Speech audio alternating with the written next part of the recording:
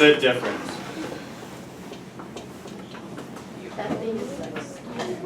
That thing is like squared. Yes, that is correct. One of the factors in my denominator is a so-called irreducible quadratic, right? It cannot be factored further, like over the rationals or something, or over the reals, or I don't know, whatever. So what would I be interested, therefore, in splitting this into? Probably, would you say?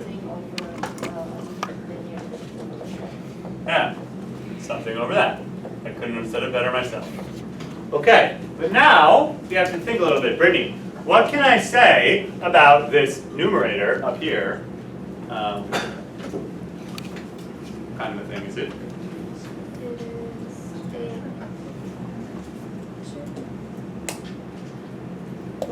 Well, it's a real number?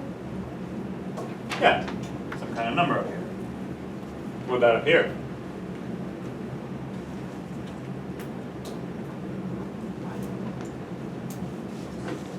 Yeah, Dickinson, explain. So when you multiply that out, it's going to get you something that has like an x squared. Yeah, if we think about the degrees of these polynomials, right, the degree of this numerator is 2.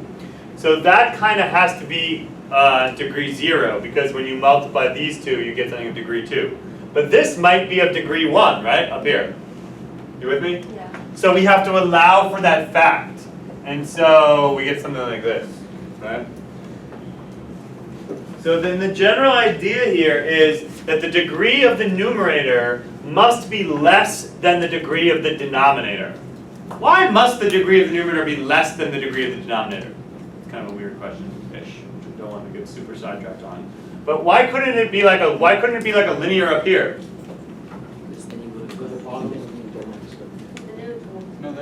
That's one way of thinking about it. Another way of thinking about it is that. Yeah, let me, okay, so basically what I think he's saying, / I'm going to add 5 more things to what he said and pretend he said it, which is what I always do. When I'm in a rush, if this numerator were actually like linear, like, I don't know, like x minus 8 or something, right? Then I could have done polynomial long division with these two, producing like a number like 2 or something. Actually, would it be just like 1, right? It'd be like 1 plus and then some stuff left over. But I know that can't happen. I know there can't be any like 1 plus going on this side, because there's no 1 plus going on this side, right? Okay, so Kendall, it's like this. If you start with a rational function in which you have already done polynomial long division to it, to the best of your ability, in other words, if you start with something where the degree of the numerator is less than the degree of the denominator, then everything on the right-hand side must also satisfy that, right? That's another way of sort of thinking that the degree of the numerator has to be less than the degree of the denominator. Because if it weren't, you could have done division, you would get numbers on the right-hand side, free floating numbers. Brittany, you with me? Is convincing? Okay, good. All right, so now all the thinking is involved in the setup, but then you still have to do the problem. So how can we do the problem? What should we do? Same. Yeah. So we get, basically we just multiply both sides by the denominators, right? Yo. I don't want to entertain any more questions right now. Okay. Thank you. By the way, one reasonable question you might ask is, why the hell are we doing this? You have been conditioned to stop asking that question because very often there's no answer. But this is a good moment to ask that question. And the answer is, I'm not telling you. Because in fact, you will be doing this a year from now. It is a very useful technique to have when you are in calculus. And in fact, the analysis 1B students, which is where you're going to be somehow in exactly 1 year from now, are doing this they are using this right now. It's like there's this weird like thing where they do things exactly 1 year after we do. So it's going to feel a little bit artificial, so I'm just sorry. Anyway, we do it. So.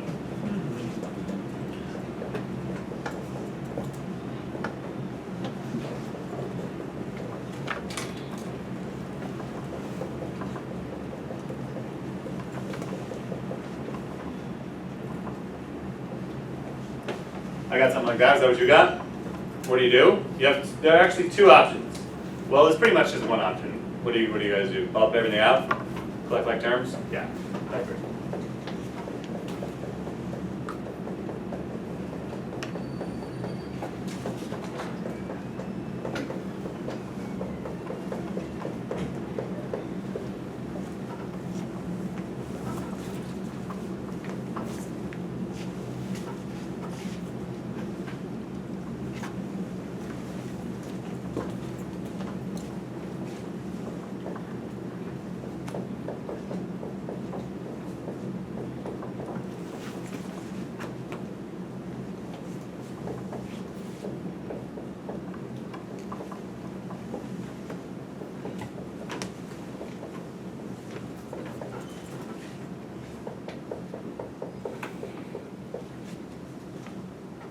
I mess up?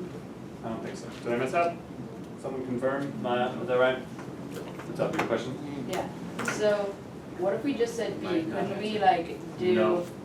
but, so if you're doing like Gaussian elimination, we'd get some unsolved system, but wouldn't that just Oh, yeah. translate into like a quadratic or something, no, a linear thing? No, for complicated reasons. Okay, hold on. There's actually a lot of deep things to talk about with partial fractions, and my experience teaching this over the years is it's best to not think about this too much at first. Do all the homework correctly, and then when you come back sort of experienced, then we'll have some deep conversations, okay? Promise. Okay, good. Okay, anyway, I got this bar, and Maya says it's right, so now I have to set up a system of equations, and of course I'm going to get, a plus b is like 3, and I guess like a minus 2b plus c is also 3, and a minus 2c is negative 4. And then I could stop this. Okay, except I don't really want to do it that way, because it's kind of annoying, and no one likes 3x3 systems. So there's kind of a sort of mild shortcut. The mild shortcut is we take it from this line. This would have been fine, but instead, let's take it from this line. 3x squared plus 3x minus 4 equals a, x squared plus x plus 1 plus bx plus c, x minus 2. Okay, and I can kind of do one cool thing. What's one cool thing that we could do? Oh, I'll just tell you. Plug in 2. Temporarily set x equal to 2. And really don't want to think about this too much, because if you start thinking about it too much, you might start panicking, well, this is not allowed or something, but it is allowed for complicated reasons. But if you plug in 2, what do I get on the left-hand side of the equation? 14. I get 4 times 3 is 12, plus 6, 18, minus 4 is 14. And what do I get on the right-hand side of the equation? Well, conveniently, the 2 just kills this guy over here, right? This is the moment where you're supposed to go, die. And when I plug in 2, I'm just going to get 4 plus 2 plus 1 is 7, right? So I get 7a. Bam. I just know that a is 2. And now things are just a lot simpler because I don't really have 3 variables to solve for anymore. I just have 1 variable to solve for. And now I kind of do the rest like mentally. I say, all right, how about the quadratic term? So sometimes I'll just say, like, hey, how about the x squared term? Well, you don't even have to actually multiply everything out and recollect like terms to be smart enough to just look at this right-hand side and just tell what the coefficient of the quadratic term will be. For magnet students, I feel like this is doable, right? Is it just obvious from looking at this that the coefficient of the quadratic term is going to be a plus b, right? So therefore, I know that 3 has to equal a plus b. I'm just getting those same equations as over there, but I'm doing it just like really fast just from looking at it. So I don't have to do all this like multiply out crap. And it's also pretty obvious what the constant term is. The constant term is just what I get when I set x equal to 0.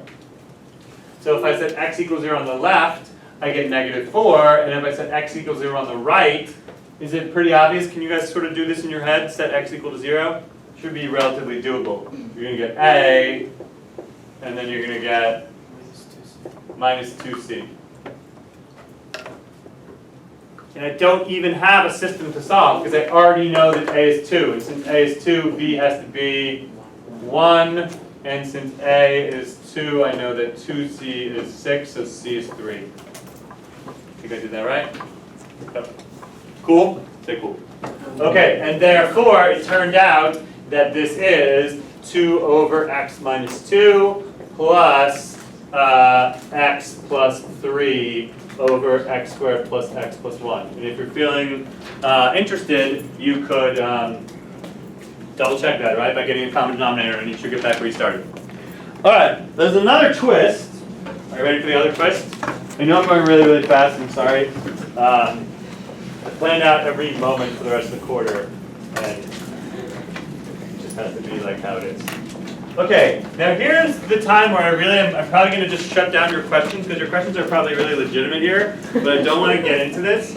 I have this thing. I have this thing here, right? Let me try to teach this well. Okay. Here's what you might think. You might think, don't write this down. Well, you could write this down, but I'm going to erase it. You might think, hey man, I got a linear, I got a quadratic, just like before, right? Right. So wouldn't this just be some stuff over x minus 2 plus some stuff over x minus 1 squared? And wouldn't that be like an a over here and a bx plus c up here? Does that seem reasonable? Not only is it reasonable, it is even correct. And it is fine. And if you were to execute this program, it would work and everything would be great. Okay. But, for reasons which become clear 1 year from now, I would rather have it in a quote-unquote more simplified form. And the more simplified form, if you sort of think about it, this is I'll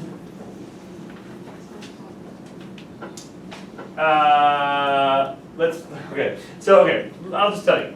What I would actually like to do is I would like to write this, if I can, as something over x minus 2 plus something over x minus 1 plus something over x minus 1 squared.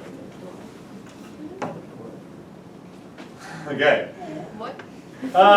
So, don't ask why, just accept that I like this form better. Oh, it does make sense. Okay, let me try something. Later, am I still in view if I go over here? Maybe. Can you show me quick? Sort of, no, yes. Okay, well, whatever. Okay, fine. Okay, so watch this. So let's do like, okay. Let's do something over 75. Suppose I want to do, I should have written down this number. I have to make it up every year all over again. Let's do 61 over 75. All right. Goal, I would like to split, oh, by the way, maybe we'll do a warm-up problem. A warm-up problem would be, let's do 7/15. Okay, the method of partial fractions as applied to numbers would be that I would write 7/15 as some number of fifths plus some number of thirds, right? Can someone just like, by being smart, don't ask why or how, just like tell me what this answer is?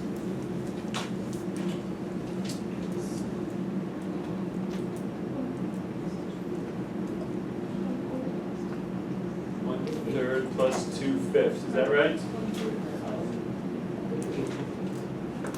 Wait, hold on. Is that right? 2/3 minus 1. No, that's 2/3 minus 1/5. Yeah. Yeah, there has to be a negative. 2/3 minus 1/5. 2/3 and minus 1/5, is that right? Yeah. Yes. 10/15 minus 3/15. Yeah, good job. Okay, yep. So okay, that was the problem. Good. That's relatively straightforward. Now 61/75 is a little bit different because there's like multiple ways to do it, right? I could split it up as like some number of 25s plus some number of thirds. And I could split it up as like, I don't know, some number of 5s times some number of 15s. Like all of these things are possibilities, right? Okay, well, let's suppose that I choose to split it up as some number of 25ths plus some number of thirds. Can you do this in your head? Use this kind of. Who's really good at like arithmetic and like just finding weird patterns for no good reason?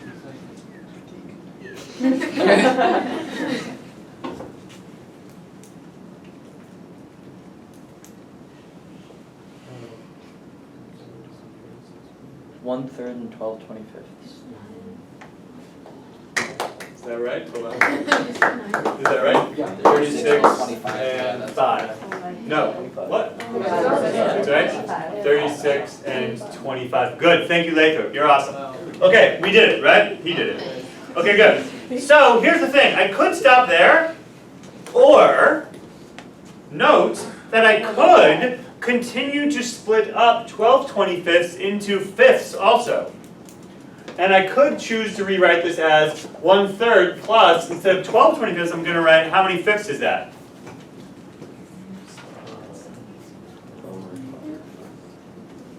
So it's going to be like 10 25ths, so in other words, 2/5 plus an additional number of 25ths. How many? 2. Does everybody see what just happened there? I further split up 12 25ths into a number of fifths and a number of 25ths. Get it, get it, get it? Okay, so this is kind of what I want to do over here. Alright, and this is going to be an integer. This is going to be an integer also, or a real number. But for reasons which are complicated, and which I'm not going to go into right now, this is also going to be a real number. It actually kind of makes sense if you think about it a little bit from the perspective of, anyway, don't think about it too much, just trust me, yo. Why would I want to do that? Because I want to like break it down in the most way I can. Ask a junior, they'll tell you, but you won't understand it. Actually, don't ask a junior, don't talk to any juniors. You're not allowed to do that. But anyway, just suppose, just trust me, I wanted to look like this because it's prettier. It's like most broken down or something like that. Think of it that way. It's the most broken down. Okay, anyway, can we just do this problem? If we do this problem, what happens? Oh man, we're so running out of time. What should I do? Answer, multiply through by the denominators, right? So we get x squared minus 4x plus 6 equals a times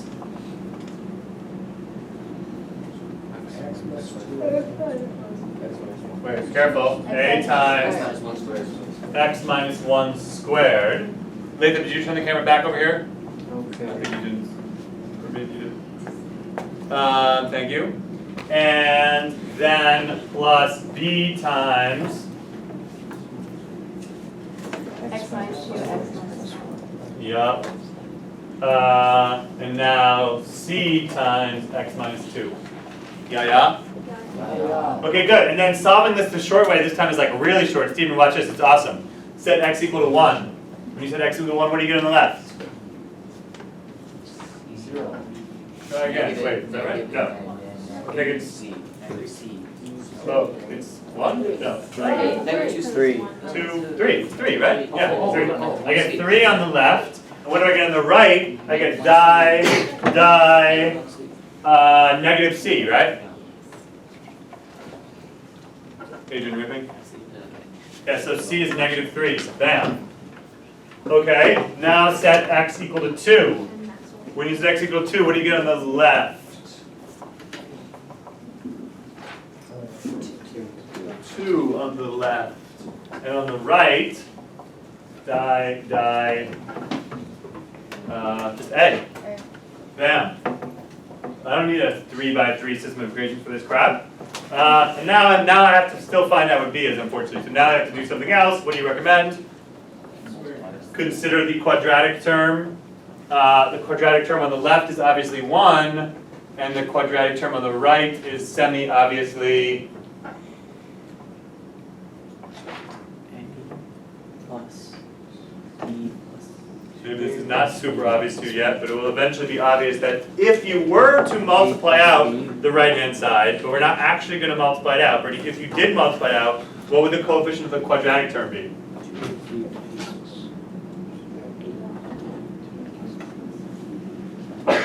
Yeah, you're going to have an ax squared, and you're also going to have a bx squared, and that's it. Those are all the quadratic terms. Okay with that? Yeah, okay.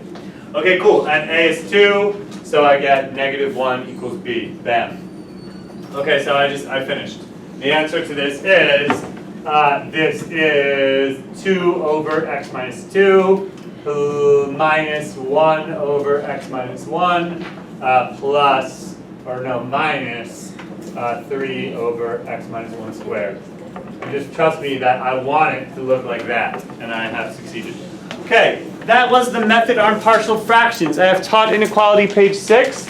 I went over inequalities homework, except I didn't go over page 4, which I'm going to do eventually later. We went over, okay, good. That leaves what was supposed to be half an hour, but is actually 8 minutes for going over our tests on matrices. Pass those back right now.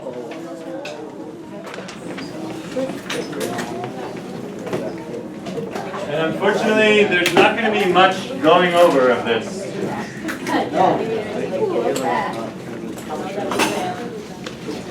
This class did kind of okay, I think. Yeah, like these and stuff. These are good. Do I need to turn this off? Should I turn No, this just off? keep it on, because I might say something important. Who knows? That's good. That's really good.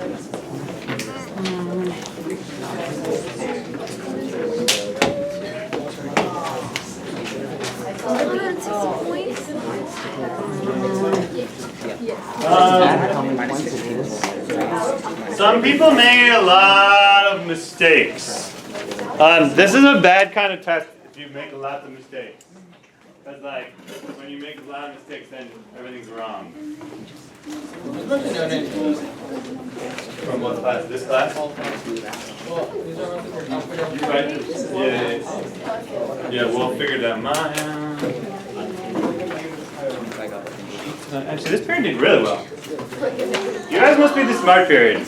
It usually takes me a while to figure out which period that is. You're saying that in front of all of the Oh yeah. Period 3. You guys are also great.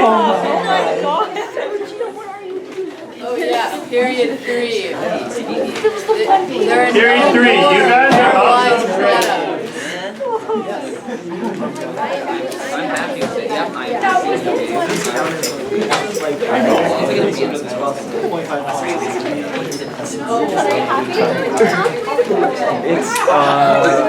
I lost low 8 points on this. I lost 9 points. I got 29 points. Okay. I was like, No, because I ran out of time. I had like 5 minutes to do this entire. Okay, let me just say a couple things real quick. First off, I'm going to see you guys again. 8th period, I'm going to see you on Tuesday. 3rd period, I'm going to see you on Monday. 3rd period, you need to watch this video like over the weekend. And 3rd period, I will collect your graphing rational functions homework, which I'm going to consider us having gone over because we went over it and you watched the video of it. We're going to have a test. The test is going to be, I think it makes sense to make it Wednesday, Thursday. And period 8, you got this little review worksheet. It's like a tight little review worksheet. Like it should take you probably 45 minutes to do that review worksheet. The test is going to be like that, of that length, kind of length. And period 3, you all got that too, or you should have, and if you didn't, come talk to me. There's going to be homework. The homework is going to be probably a couple more graphing rational functions problems to finish page 6 of the inequalities packet, and to do some partial fractions homework. And we'll have a review session Tuesday after school for the test that's on Wednesday and Thursday. All right, in the remaining 3 minutes of class, perhaps we can go over as much of this test as we can before the bell rings. Period 3, get out of your test. What do you want to do? Just kind of go. Actually, just about every single problem on this test was totally and completely straightforward. Except for number 11. And that's it. Although a lot of people got number 7 wrong, so I think that's worth talking about. But maybe we can just do number 11 real quick.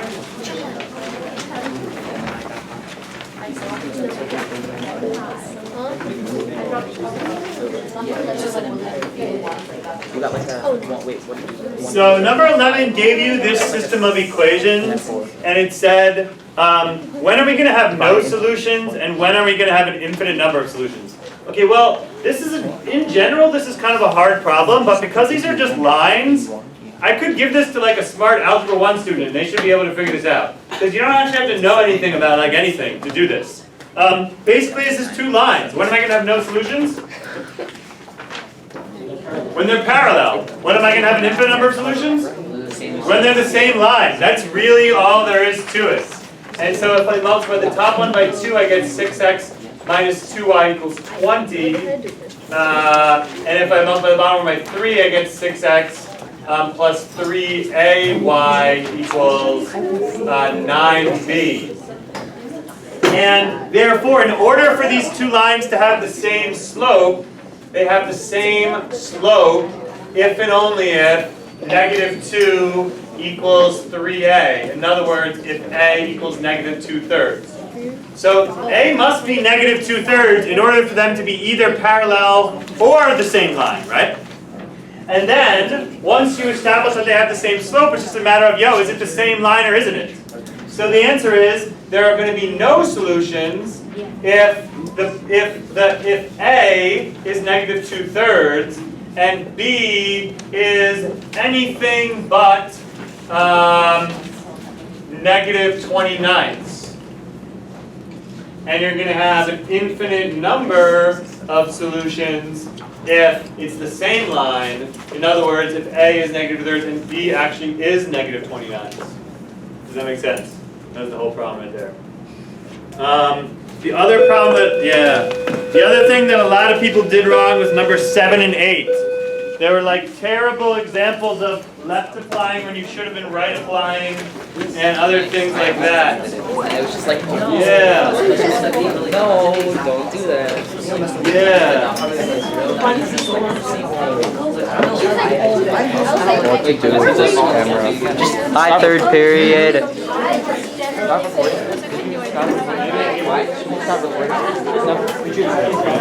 How is it all?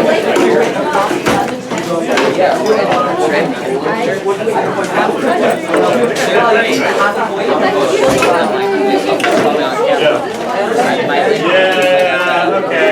Can you give me like a software next class? Maybe I'll give you back next week. Because I did solve it the correct way.